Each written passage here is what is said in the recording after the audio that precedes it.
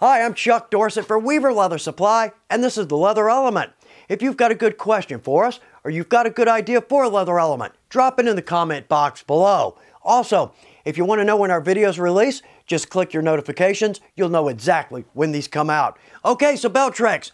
I wanted to call this belt tips, but that was just going to confuse us, and it doesn't sound like much of a video. But we're just going to go over some great tricks and tips for making a beautiful belt that fits every time. So part one, we're going to look at sizing. This seems to be where most of the confusion is. It isn't. You'll see in 4 to 5 minutes, you're going to nail a size each time, every time. We're going to look at some buckle types and then ways to secure that buckle. So great, we've got a basic belt. Part two, we're going to step that up a little bit. Let's add a taper, one of my favorite looks to a belt. But also, we're going to add a liner. Now on that, nice touch, looks good. But this opens up an unbelievable avenue of creativity. Yeah, we'll talk about that. But we're also going to look at some tricks and tips for sewing a belt. Part three, let's look at some decoration and let's put that belt tip on. All right, so let's start right here. Let's start with sizing a belt. When we're new to leather or new to belt making, sizing can be a little bit mysterious. No, we're going to nail it every time. This is just a small strap. I call it a shorty. It's not an industry term, but this is going to help me determine how long my blank needs to be. And we'll talk about that in just a second. So how this works, notice right here, I've got a red line through my second hole.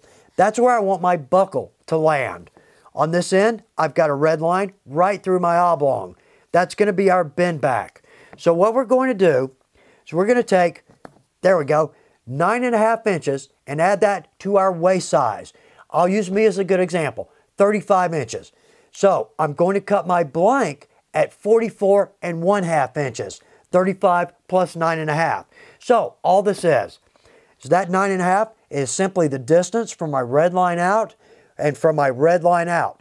So if we add our waist size to that, our belt's going to fit perfect every time. So we have our blank, 44.5 inches. All we have to do now, let's scoot this to one end. I'm going to mark my size holes. Let's scoot it to the other end, and I'm going to drop in my rivet holes. And it will fit perfectly every time. Great example.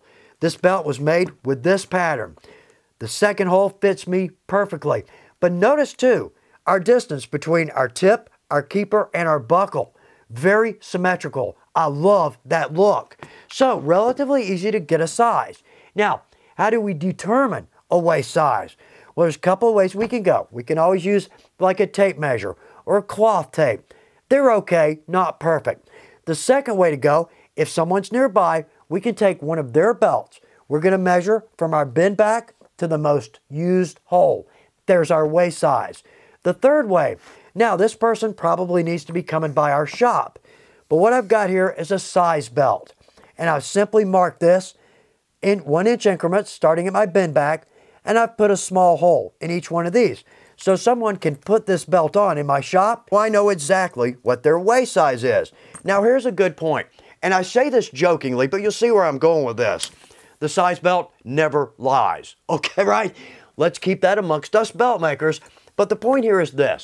If we ask somebody what their waist size is, we'll never get a good answer. Nobody's being dishonest. We simply don't know. I'm a 35 on the nose. I know this because I'm a belt maker and I've made a belt that doesn't fit. So therefore, if we go to the trouble to get a good measurement, we'll have a belt that fits every time. Okay, let's go to part two here. Say we're making belts for sale and not specifically for someone. Let's look at a simple size chart. Now, for me, I tend to go for a small 28 to 35 inches, for my medium 33 to 40 inches, for a large 38 to 45, and an extra large is 43 to 50. So therefore, now we're somewhat overlapping our sizes. We've got 4 basic measurements. Now, here's an easy way to do that. Each size overlaps, which is a big help. But this is the easiest way I've found to do this. So I've got a 1-inch belt and a 1.5-inch belt. Basically our 2 common belt sizes. So I've just got a pattern here. I've got what it fits, the size. There's my blank length. And I've even written down how long the keeper needs to be. And we'll talk about keepers here in just a second. But that makes everything very easy. Leather makes great patterns. I'm not even sure how old these are. Okay, one more point. I don't want to leave any stone unturned here. So on our shorty, let's just look at some simple measurements. These will make sense. So right here, my rivet holes, I want a 1 1/4 inch spread there. That allows me to get a keeper in and still set my rivets. On our oblong, the rule of thumb, 1 1/2 inch strap, 1 1/2 inch oblong. Now I've given the spread there 2 1/2 inches. Down here, I've got 1 1/4 inch between each of our size holes. 1 inch to me, just bunches, too much. 1 1/2 is just too long. Right here on the end, this is a good point. I typically will go either 2 1/2 or 3 inches past my last hole, because if somebody's on that last hole, I still want the tongue to be able to go through the other side of the buckle or the keeper. Okay, we have got a good feel for sizing. Let's jump over, look at some buckles. Every one of these buckles is going to be familiar, and for the most part, they're all self-explanatory. But for those of us who are new, let's go through, add some names, and look at the differences. So right off the bat, our two most common buckles, a heel bar and a center bar. I'll explain. Very easy. So right here, this is a heel bar buckle. Notice the bar goes across the heel of the buckle. Now, when we use one of these, we're going to have to add a loop or a belt keeper. That's going to hold down the tongue of the belt or the strap. We can make our own, absolutely, and we've got that in several of our belt videos. But at Weaver, we sell all manner of pre-made keeper. Decorative, metal, in fact, right here, this is veg tan. So if we've dyed our project, we can dye our keeper. It's going to be a perfect match. Unlimited variety on the heel bar buckle. Everything from fashion to Western to period to basic utility. All manner of sizes, colors, finishes. Yeah, I tend to find the buckle and then design my belt around the buckle. Okay, all right, stop rolling on that one. The second most common buckle is simply a center bar. Now our bar is going across the center, but notice we now don't need a keeper. The buckle is the keeper. In fact, right there, that's a 2-prong center bar. So all we have to do with that is punch 2 oblong holes. Now a trophy buckle, we've all seen these. It's a very simple buckle. In fact, we don't even need an oblong in this, and probably not a keeper, but again, a very common buckle. Now, buckle sets, I love these. We've got multiple beautiful buckle sets. In fact, go to our webpage. You'll see pages of buckles, but this is just one of my favorite designs. I love to taper a belt, and we're gonna taper a belt in part 2, but I love that look. To me, that's very clean, very classic, and we don't have to go Western. We've got all kinds of buckle sets, not just Western. Yeah, that's where I'm going with that. Last one, and this is a Conway buckle. We don't see this very often, but it's got some good benefits to it. Notice right off the bat, we don't need a keeper, we don't need rivets, oblongs, screws, snaps. Yeah, we just need a line of holes. Now, say we've got a strap that we need to adjust from time to time, but not often. That's the perfect way to go. Also, to simply bring 2 straps together. Again, it's a very useful buckle, but it's kind of hard to work with, so we don't see that very often. Well, we've got a good feel for our buckles. Let's step over and look at ways to secure our buckle. We have got all kinds of great options here. Each has its benefits. One kills 2 birds with 1 stone, and we'll talk about that. But let's start right here. Double cap rivet. It's the only rivet I use. It's easy to set, durable, looks good, but the best part, 6 gorgeous finishes. Now that sounds like a sales pitch, but in all honesty, I love the antique nickel and the antique copper. Those are gorgeous, so a good way to go. Secondly, and this is very common, we see this all the time, this is a line 24 snap.